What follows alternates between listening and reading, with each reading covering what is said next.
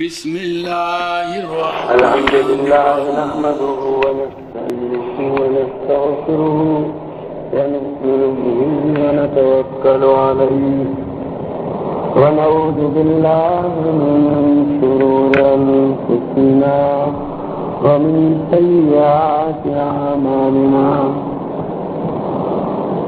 ونعوذ بالله من شرور أنفسنا ومن سيئات أعمالنا ونعوذ بالله من شرور أنفسنا ومن سيئات أعمالنا من يهده الله فلا مضل له ومن يضلله فلا هادي له ونشهد أن لا إله إلا الله وحده لا شريك له ونشهد أن سيدنا ومولانا محمدا عبده ورسوله صلى الله تعالى عليه وعلى آله وأصحابه وبارك وسلم تسليما كثيرا كثيرا أما بعد فحدثنا أبو نعيم قال حدثنا سلمة بن وردان قال سمعت أنسا ومالك بن أوس الحدثاني رضي الله تعالى عنهما وعنهم أن النبي صلى الله تعالى عليه وسلم خرج يتبرز فلم يجد أحدا يتبعه وخرج عمر فاتبعه بفخارة أو مسهرة فوجده ساجدا في مسربه فتنحى فجلس وراءه حتى رفع النبي صلى الله تعالى عليه وسلم رأسه فقال أنت يا عمر حين وجدتني ساجدا فتنحيت عني إن جبريل جاءني فقال من صلى عليك واحدة صلى الله عليه عشرا ورفع له 10 درجات. یہ روایت حضرت انس رضی اللہ تعالیٰ عنہ اور حضرت مالک بن اوس بن حدثان رضی اللہ تعالیٰ عنہ دونوں حضرات نقل کرتے ہیں. ایک مرتبہ نبی کریم صلی اللہ تعالی علیہ وسلم قضاء حاجت کے لیے نکلے اور کوئی ایسا آدمی جو آپ کے بعد آپ کے لیے وضو کا پانی لے کر کے جاوے نہیں ملا، یعنی کوئی اور تھا نہیں. جو عام طور پر دستور یہ تھا کہ جب اس طرح نبی کریم صلی اللہ تعالیٰ علیہ وسلم قضاء حاجت کے لیے تشریف لے جاتے تھے تو آپ کے وہاں سے فارغ ہونے کے بعد جب آپ لوٹے اس وقت صحابہ میں سے کوئی وضو کا پانی لے کر کے حاضر خدمت ہوا کرتا تھا وضو کرانے کے لیے. جب آپ اس روز تشریف لے گئے کوئی تھا نہیں فخرج عمر، حضرت عمر رضی اللہ تعالیٰ عنہ مٹی کا برتن یا لوٹا لے کر کے گئے. اب وہ دیر میں گئے بعد میں، یعنی کہ اتنا انتظار کرنے کے بعد کہ نبی کریم صلی اللہ علیہ وسلم اپنی حاجت سے فارغ ہو گئے ہوں.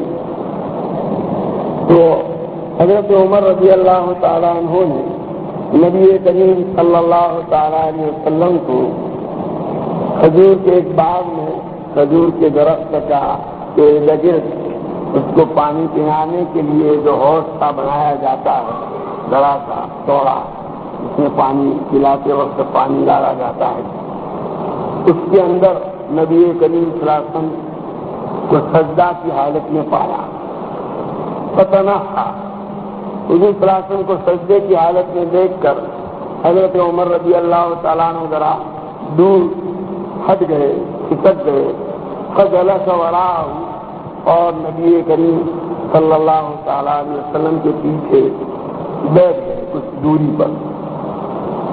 یہاں تک کہ جب نبی کریم صلی اللہ تعالیٰ علیہ وسلم نے اپنا سر مبارک سجدے سے اٹھایا، حضرت عمر رضی اللہ تعالیٰ عنہ کو دیکھا تو فرمایا انت یا عمر حین وجدتنی ساجدا فتنحیت، یہ عمر تم نے مجھے یہاں آ کر سجدے کی حالت میں جب پایا تو تم ذرا دور سک گئے اور میرے انتظار میں بیٹھے، بہت اچھا کیا۔ اور یہی طریقہ ہے، کوئی آدمی نماز میں ہو، سجدے میں ہو، دعا میں ہو، تلاوت میں ہو، ذکر میں ہو، ایسی حالت میں کوئی دوسرا اگر حاجت مند وہاں پہنچے تو اس کو اس کے اس عمل سے کاٹ کر اپنی بات پیش نہیں کرنی چاہیے۔ یہ ادب کے خلاف بھی ہے، اور کبھی کبھی ایسا کرنے کی وجہ سے آدمی مصیبت میں بھی گرفتار ہوتا ہے۔ ایک اللہ کا بندہ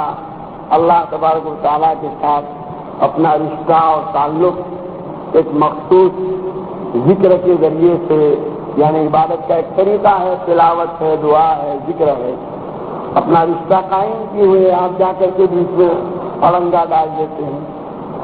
ہمارا حال یہ ہے کہ کوئی نماز پڑھ رہا ہو تو ٹھیک، نماز کے علاوہ کوئی قرآن پڑھ رہا ہے تو بھی جا کے سیدھے اس کو ٹچ کریں گے، یہ صحیح طریقہ نہیں۔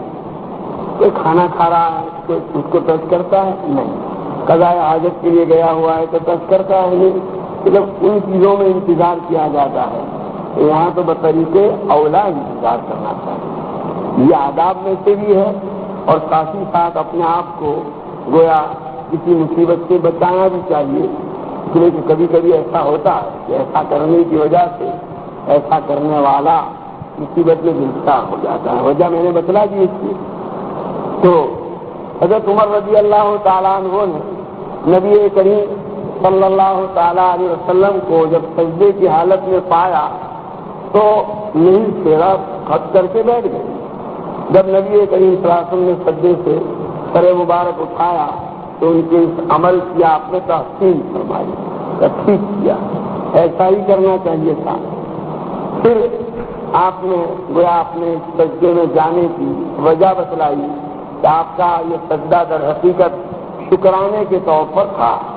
تو ان جبرائیل جاءنی فقال من صلی علیہ واحدۃ صلی اللہ علیہ وسلم، نبی صلی اللہ علیہ وسلم نے فرمایا کہ دراصل بات یہ ہوئی کہ حضرت جبریل میرے پاس آئے اور آ کر انہوں نے مجھے اطلاع دی کہ کوئی آدمی اگر آپ پر ایک مرتبہ درود بھیجے گا تو اللہ تعالیٰ اس کے اوپر 10 رحمتیں نازل فرمائیں گے، ورفع له 10 درجات، اور اس کے 10 درجات اللہ تبارک و تعالیٰ بلند فرمائیں گے۔ تو یہ ایک بہت بڑا انعام تھا جو اللہ تبارک و تعالیٰ کی طرف سے میرے امت کے اس آدمی کو جو میرے اوپر درود کی شکل میں تحفہ بھیجتا ہے دیا جا رہا تھا، اور اس کی اطلاع اللہ تبارک و تعالیٰ نے حضرت جبریل کے ذریعے سے مجھے دی، تو گویا میں اس کے شکرانے میں سجدے میں گیا ہوا تھا۔ اسی طرح کی ایک روایت حضرت عبد الرحمن بن عوف رضی اللہ تعالیٰ عنہ سے بھی منقول ہے، فرماتے ہیں کہ ایک مرتبہ نبی کریم صلی اللہ تعالیٰ علیہ وسلم کھجور ہی کے ایک باغ میں نہر کے پاس سجدے میں چلے گئے اور دیر تک اتنا طویل سجدہ کیا کہ ایسا طویل سجدہ کبھی آپ کا میں نے دیکھا نہیں، بلکہ سجدے کے اس طول کی وجہ سے حضرت عبد الرحمن بن عوف رضی اللہ تعالیٰ عنہ فرماتے ہیں کہ مجھے یہ اندیشہ ہوا کہ کہیں آپ کی روح تو پرواز نہیں کریں، اتنی دیر سے سجدے میں آپ پڑے ہوئے ہیں، کہیں ایسا تو نہیں کہ اس کی حالت میں آپ کی روح پرواز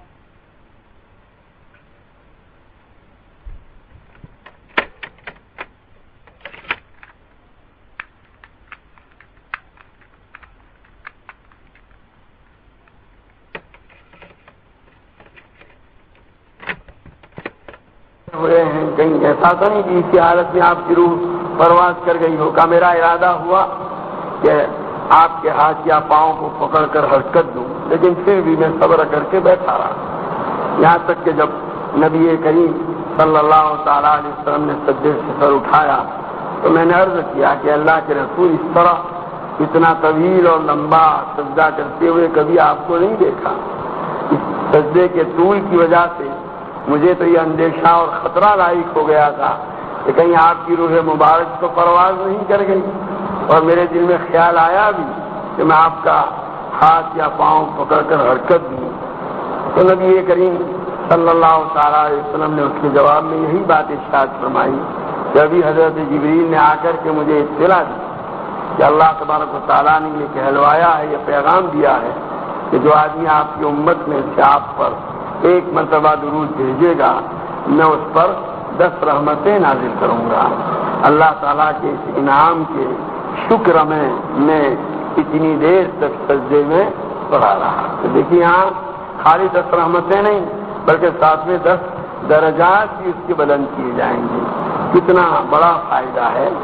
ویسے بھی جیسا کہ پہلے عرض کیا جا چکا ہے کہ نبی کریم صلی اللہ تعالیٰ علیہ وسلم ہمیں تاکید نہ فرماتے اور اس درود کے پڑھنے پر کوئی خصوصی انعام اللہ تعالیٰ کی طرف سے نہ دیا جاتا تو بھی نبی کریم صلی اللہ تعالیٰ علیہ وسلم کے وہ احسانات جو ہم پر ہیں اور نبی کریم صلی اللہ علیہ وسلم کے صدقے اور طفیل میں اللہ تبارک تعالیٰ نے اس امت کو جو امتیازات اور خصوصیات سے نوازا ہے اس کا تقاضا یہ تھا کہ آپ کے حق کی ادائیگی کے شکلوں میں ایک شکل یہ بھی ہے کہ درود کا اہتمام کیا جائے، درود پڑھا کیا جائے کہ یہاں ایک مرتبہ درود پڑھنے پر اللہ تبارک و تعالیٰ کی طرف سے 10 رحمتیں نازل ہوتی ہیں، 10 درجات بلند ہوتے ہیں۔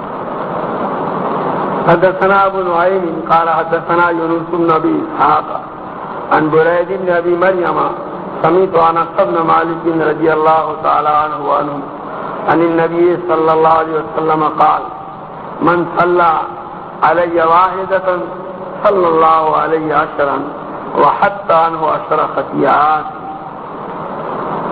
یہ بھی حضرت انس رضی اللہ تعالیٰ عنہ کی روایت ہے جس میں اگلی روایت کے مقابلے میں ذرا سا فرق ہے۔ پہلا جملہ تو وہی ہے کہ نبی کریم صلی اللہ تعالیٰ علیہ وسلم نے ارشاد فرمایا کہ جو میرے اوپر ایک مرتبہ درود بھیجے گا اللہ تعالیٰ اس پر 10 رحمتیں نازل فرمائیں گے۔ اگلی روایت کے اندر یہ تھا کہ اس کے ساتھ ساتھ اس کے 10 درجات بلند ہوں گے۔ یہاں یہ ہے کہ اس کے 10 گناہ معاف کریں گے اللہ تعالیٰ۔ تو وہ بھی ہے، یہ بھی ہے۔ حضرات محدثین اور شراح حدیث لکھتے ہیں ایسا ہوتا ہے کہ کبھی روایت کے اندر دونوں چیزیں ہوتی ہے، کوئی راوی ایک کو بیان کرتا ہے دوسری کو چھوڑ دیتا ہے، دوسرا راوی دوسری کو بیان کرتا ہے ایک کو چھوڑ دیتا ہے۔ گویا یہ جہاں 10 رحمتیں نازل ہوتی ہیں وہاں یہ 2 باتیں بھی تھی کہ 10 درجات بھی بلند ہوتے ہیں اور 10 گناہ بھی معاف ہوتے ہیں۔ ان 2 میں سے ایک کا تذکرہ ایک روایت میں ہے، دوسری کا دوسری روایت کے اندر۔ باب من ذکر عنده النبی صلی اللہ علیہ وسلم فلم یصلی علیہ، کسی کے سامنے نبی کریم صلی اللہ تعالی علیہ وسلم کا مبارک نام لیا جائے، حضور اکرم صلی اللہ تعالی علیہ وسلم کا تذکرہ ہو اور وہ آپ پر درود نہ بھیجے، اس کے لیے کیا وعید ہے وہ اس میں بتلایا جا رہا ہے۔ حدثنا عبد الرحمن بن شیبۃ قال اخبرني عبد الله بن نافع السائر عن اسام بن زید واثنى عليه ابن شیبۃ خیرا عن محمد بن المنکدر عن جابر بن عبد الله رضی اللہ تعالی عنہما وعنہ ان النبي صلی اللہ علیہ وسلم رقى المنبر فلما رقى الدرجة الأولى قال آمين ثم رقى الثانية فقال آمين ثم رقى الثالثة فقال آمين فقالوا يا رسول الله سمعناك تقول آمين 3 مرات قال لما رقيت الدرجة الأولى جاءني جبريل عليه الصلاة والسلام فقال شقي عبد أدرك رمضان فانسلخ منه ولم يغفر له فقلت آمين ثم قال شقي عبد أدرك والديه أو أحدهما فلم يدخلاه الجنة فقلت آمين ثم قال شقي عبد ذكرت عنده ولم يصلي عليك فقلت آمين۔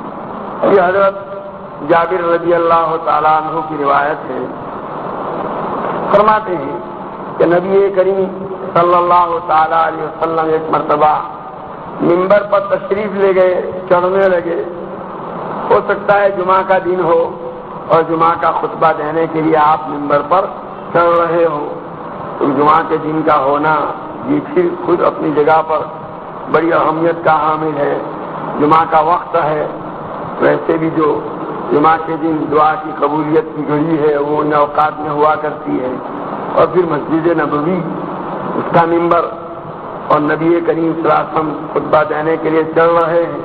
جب آپ نے پہلے زینے کے اوپر قدم رکھا تو آپ نے فرمایا آمین۔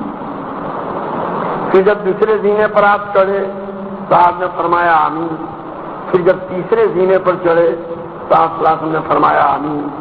صحابہ نے خطبے کے بعد، خطبے سے فراغت کے بعد عرض کیا کہ اللہ کے رسول سمعنا کا تقول آمین 3 مرات۔ آج کچھ نئی چیز ہمیں سننے کو ملی۔ آپ جب خطبہ دینے کے لیے منبر پر تشریف لے گئے اور آپ نے پہلے زینے پر قدم رکھا تو آمین، دوسرے پر رکھا تو آمین، تیسرے پر رکھا تو آمین، 3 مرتبہ آپ نے آمین کے الفاظ اپنی زبان مبارک سے نکالے۔ کیا بات ہے؟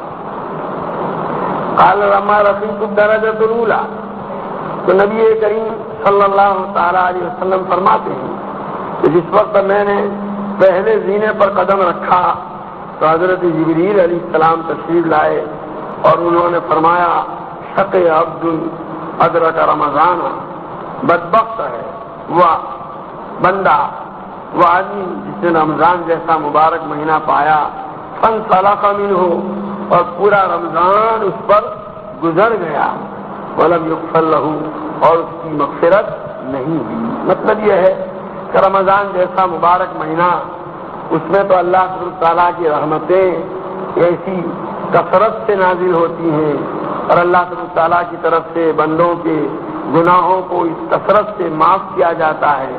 اللہ کی رحمتیں، مغفرتیں بندوں کی طرف ہر گھڑی ہر لمحہ متوجہ ہوتی رہتی ہیں، معمولی معمولی بہانوں پر بندوں کے گناہوں کو معاف کیا جاتا ہے۔ ایسا مبارک مہینہ جس میں اس طرح کی گھڑیاں اور اوقات بار بار آ رہے ہیں، اور اس کے باوجود پورا مہینہ گزر گیا، پھر بھی اس نے کوئی ایسی بات، کوئی ایسا عمل نہیں کیا جس پر اس کے گناہوں کو معاف کیا جائے۔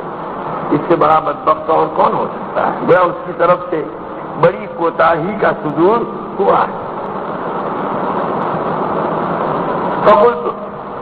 وہ کہتے ہیں جب حضرت جبریل نے یہ کہا تو میں نے اس پر کہا آمین۔ یہ حضرت جبریل علیہ الصلوۃ والسلام کی بد دعا اور اس پر نبی کریم صلی اللہ تعالی علیہ وسلم کی آمین نے جو اس کے اندر سختی پیدا کر دی ہے، اس کا اندازہ لگایا جا سکتا ہے۔ پھر انہوں نے کہا شقی عبد ادرک والدیہ واحدہما، کہ وہ بندہ بدبخت ہے جس نے اپنے ماں باپ کو، دونوں کو یا دونوں میں سے ایک کو پایا اور وہ ان کی خدمت کر کے اللہ کی رضا اور خوشنودی حاصل کرنے اور جنت میں داخل ہونے کا اس کو موقع ملا، اس کے باوجود فلم یدخلہ جنت، اس کے ماں باپ نے اس کو جنت میں داخل نہیں کرایا۔ مطلب یہ ہے کہ اس نے ماں باپ کی خدمت نہیں کی اور خدمت کر کے ان کا دل راضی نہیں کیا، اس لیے کہ راضی کیا ہوتا وہ دعا کرتے، اس کے لیے جنت کے دروازے کھل جاتے۔ اس کی طرف سے کوتاہی ہوئی ماں باپ کے حقوق کو ادا کرنے میں، ان کی خدمت میں، ان کی اطاعت میں، ان کے ساتھ حسن سلوک میں، تو یہ آدمی بد دعا کا حقدار ہے۔ میں نے اس پر کہا آمین۔ تو ثم قال شقی عبد ذکرت عنده ولم يصلی علیہ، پھر حضرت جبریل نے یہ بھی فرمایا کہ وہ بدبخت ہے وہ آدمی جس کے سامنے میرا تذکرہ کیا جائے، یعنی نبی کریم ذکر تھا آپ کا تذکرہ کیا جائے اور وہ آپ پر درود نہ بھیجے۔ تو میں نے کہا ظاہر ہے اس سے بڑا بدبخت اور کون ہوگا کہ نبی کریم صلی اللہ تعالی علیہ وسلم کا نام مبارک سننے کے بعد بھی آپ پر درود نہ بھیجے، جیسا دوسری روایت میں اس کو بخیل بھی کہا گیا ہے۔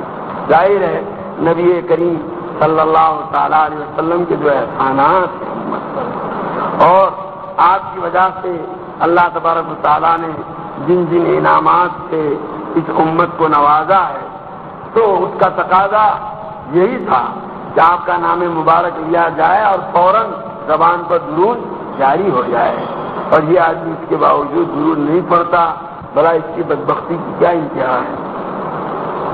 حدثنا ابراہیم بن موسیٰ قال حدثنا اسماعیل بن جعفر قال خبرني العلاء عن ابي هريرة رضي الله تعالى عنه ان رسول الله صلى الله عليه وسلم قال من صلى علي واحدة صلى الله عليه عشرا۔ یہ حضرت ابو ہریرہ رضی اللہ تعالیٰ عنہ کی روایت ہے، اوپر دو روایتیں آ گئی تھی، اسی جیسا اس کا بھی مفہوم ہے، مطلب ہے کہ نبی کریم صلی اللہ تعالیٰ علیہ وسلم نے ارشاد فرمایا جو آدمی میرے اوپر ایک مرتبہ درود بھیجے گا اللہ تعالیٰ اس پر 10 رحمتیں نازل فرمائیں گے۔ حدثنا محمد بن عبد الله قال حدثنا ابن ابي حازم عن كثير يروي عن الوليد بن رباح عن ابي هريره رضي الله تعالى عنه ان النبي صلى الله عليه وسلم رقى المنبر فقال آمين آمين آمين، قيل له يا رسول الله ما كنت تصنع هذا؟ فقال قال لي جبريل رغم أنف عبد أدرك أبويه أو أحدهما فلم يدخلوا الجنة، قلت آمين، ثم قال رغم أنف عبد دخل عليه رمضان لم يغفر له فقلت آمين، ثم قال رغم أنف امرئ ذكرت عنده فلم يصلي عليك فقلت آمين۔ یہ حضرت ابو ہریرہ رضی اللہ تعالیٰ عنہ کی روایت ہے، وہی جو اوپر آ گئی اسی جیسی ہے کہ نبی کریم صلی اللہ تعالیٰ علیہ وسلم منبر پر چڑھے اور آپ نے 3 مرتبہ آمین آمین آمین کہا۔ اوپر کی روایت میں آ گیا کہ ہر زینے پر چڑھتے وقت آپ نے آمین کہی ہے۔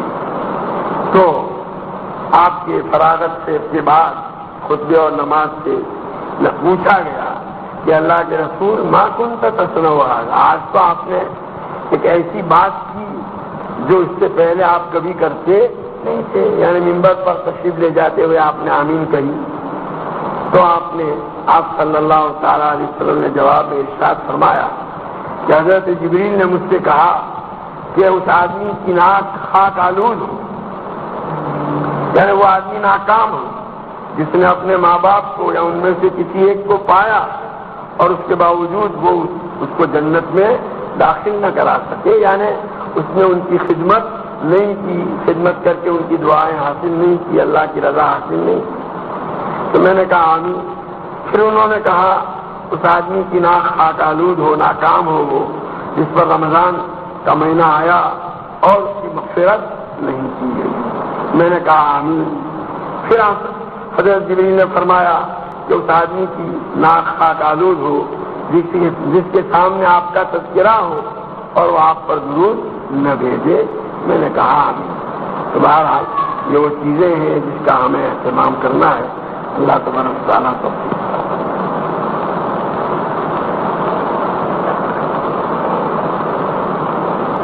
چاندی کا قلم استعمال کر سکتے ہیں؟ نہیں، چاندی یا سونے کا قلم نہیں استعمال کر سکتے۔ ایک شخص نے اس طرح گھر کی بیٹی کہ میں تو اس گھر کی رقم 3 ماہ میں دوں گا، اور گھر کے مالک نے قبول کر لیا اور کہا کہ اس کے 2 ماہ بعد گھر کا قبضہ دوں گا، تو کہا یہ جائز ہے۔ قیمت پوری ادا کر چکنے کے بعد تو قبضہ لینے کا وہ حقدار ہے، قیمت وصول کر چکنے کے بعد قبضہ دینے سے انکار کرنا یہ درست نہیں ہے۔ ایسی شرط اگر لگائے گا مالک تو اس میں چونکہ مالک کا فائدہ ہے یہ بے فاصل ہوگی۔ یہ کوئی کافر نے منہ بولا بھائی بہن بیٹا بیٹی بنا ہی سکائے۔ اب ظاہر ہے کہ جو اپنا سگا بیٹا ہو، سگی بیٹی ہو، سگا بھائی ہو، وہ اگر شرک اور کفر میں ہے تو اس کے اس شرک اور کفر کی وجہ سے اس کے ساتھ تعلقات میں احتیاط ضروری قرار دی گئی، تو پھر اس کے ساتھ اس طرح کے رشتے قائم کرنے کا تو سوال کہاں پیدا ہوتا ہے؟ کسی مجوسی کا دیا ہوا ہدیہ کھا سکتے ہیں، تو اگر وہ پاک چیز ہے، حلال ہے، تو اس میں گنجائش ہے، اجازت ہے۔ غیر مسلم کے ہدیے کے حکم میں ہے یہ۔ کیا نماز میں زور سے قرات یا تکبیر یا رکوع یا سجدے کی تسبیح کہہ سکتے ہیں؟ نماز میں جو نفل نماز ہے یا فرض دن میں جو ہے ان میں تو قرات بھی زور سے نہیں، رات کی جو فرائض ہیں اور نفلیں ہیں نفلوں میں بھی جہرن قرات کر سکتے ہیں، اور رکوع سجدے کی تسبیح جہرن نہیں کہی جائے گی۔ کیا نماز میں تکبیر کہنا مثلا رکوع میں جاتے وقت اللہ اکبر کہنا فرض ہے؟ نماز میں جو سب سے پہلی تکبیر کہی جاتی ہے جس کو تکبیر تحریمہ کہتے ہیں، اور تکبیر افتتاح نماز جس کے ذریعے سے شروع کی جا رہی ہے وہ تو فرض ہے۔ اس کے علاوہ باقی جتنی بھی تکبیرات ہیں جو نماز میں کہی جاتی ہیں وہ سنت ہے۔ البتہ عید کی نماز میں جو تکبیریں کہی جاتی ہیں زائد، اور دوسری رکعت کے اندر رکوع کی تکبیر بھی ان 3 زائد کے ساتھ، وہ البتہ واجب ہے۔ کیا تکبیر یا خطبے کا کسی اور چیز میں اشہد ان لا الہ الا اللہ پر انگلی آسمان کی طرف کرنا فرض ہے؟ تو آسمان کی طرف انگلی اٹھانا تو کسی میں بھی فرض نہیں ہے۔ تشہد میں جو ہے وہ تشہد کی حالت میں اس کو سنت قرار دیا گیا ہے۔ کیا بائیں ہاتھ کی چڑھا کر نماز پڑھنا بائیں ہاتھ چڑھا کر مکروہ تحریم ہے؟ ہاں مکروہ تحریم ہے۔ حضرت مولانا انظر شاہ صاحب کشمیری کا انتقال ہو گیا ہے۔ یہ بڑے عالم اور محدث تھے دیوبند میں، اللہ تبارک تعالیٰ ان کی مغفرت فرمائے، درجات بلند فرمائے، ان کی خدمات کو قبول فرمائے، تمام متعلقین کو اللہ تعالیٰ صبر دے اجر دے، ان کے لیے خاص طور پر دعا کا اہتمام کریں۔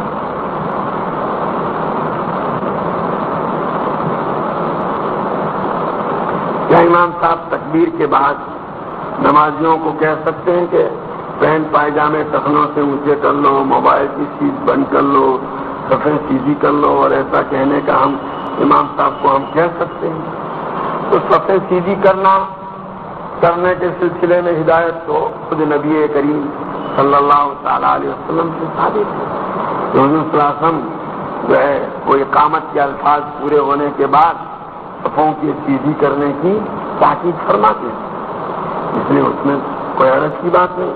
البتہ اگر امام صاحب محسوس کرتے ہیں کہ بغیر کہے بھی لوگ صفوں کے سیدھی کرنے کے عادی بن چکے ہیں تو نہ کہے تو کوئی حرج نہیں۔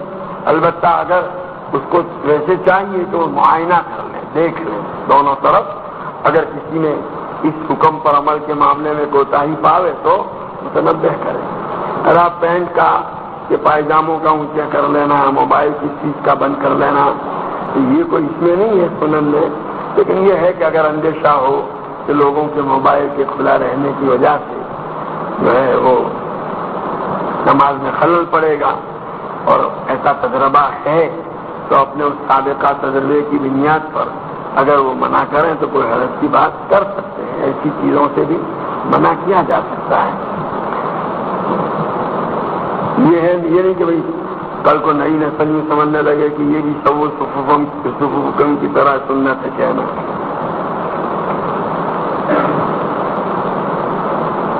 کیا غیر مسلم کی دعوت قبول کی جا سکتی ہے؟ ہاں گنجائش ہے، اجازت، اگر کوئی کسی قباحت نہ ہو شریعت کے اعتبار سے۔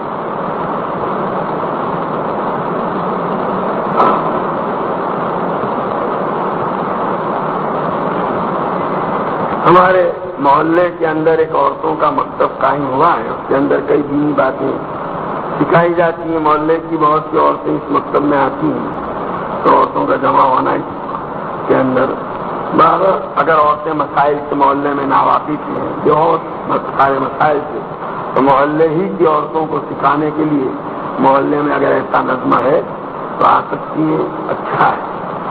البتہ وہاں پردے وغیرہ کا اہتمام ہونا چاہیے۔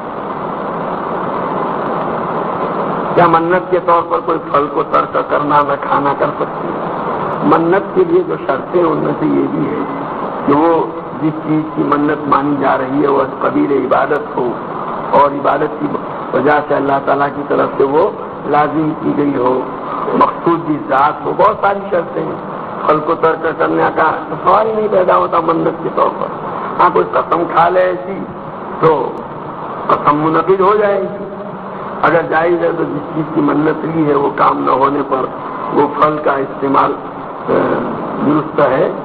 منت کے توڑنے پر کوئی کفارہ ادا ہوگا تو وہ اس کے الفاظ جو کہے ہوں گے ان الفاظ کو بیان کر کے دارستہ سے پوچھ لیجیے گا کیا الفاظ ہیں، کیا شرط لگائی تھی، کس موقع پر تھا، کیا ہوا، وہ پوری تفصیل آنی چاہیے.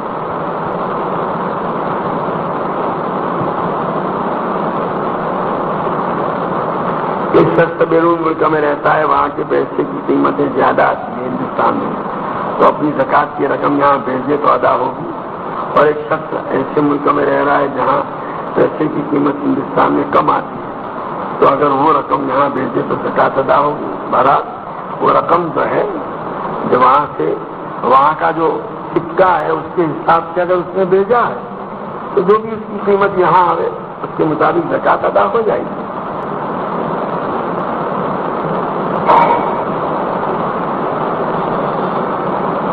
حضرت نوح علیہ السلام کے واقعات میں یہ کہا جاتا ہے کہ نوح علیہ السلام جب تبلیغ فرماتے تھے تو لوگ ان کو پتھروں سے اتنا مارتے تھے کہ وہ پتھروں میں ڈٹ جاتے تھے. جبریل علیہ السلام آ کر ان کو صاف کرتے تھے. نوح علیہ السلام سب سے بے ہوش ہوتے تھے. جب ہوش آتا تھا پوچھتے تھے کہ میرا کیا ہے، کیا اس طرح کا پوچھنا ثابت ہے؟ یہ تو ہماری نظر سے اس طرح کہیں گزرا نہیں ہے. جنہوں نے یہ بات کہی ہو انہیں سے اس کا حوالہ پوچھا جائے. عام طور پر لوگ جو اس طرح کی بات کرتے ہیں ان سے تو کوئی حوالہ پوچھتا نہیں. مفتیوں کی مصیبت آ جاتی ہے. فلانے نے تقریر میں یہ بات کی، یہ کون سی کتاب میں لکھی ہے؟